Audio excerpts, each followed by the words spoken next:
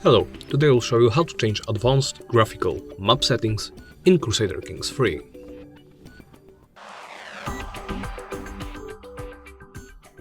To change them, open Settings.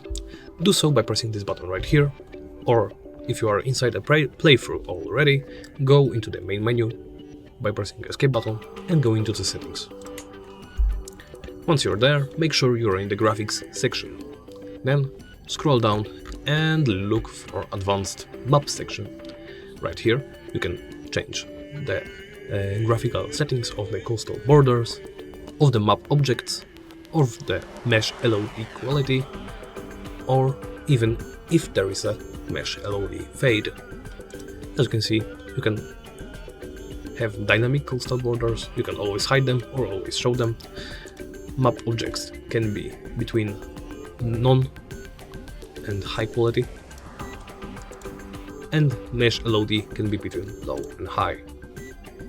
Once the changes are made, you can thumb OK to confirm the settings. And that's it. Thank you for watching, and please remember to comment, like and subscribe.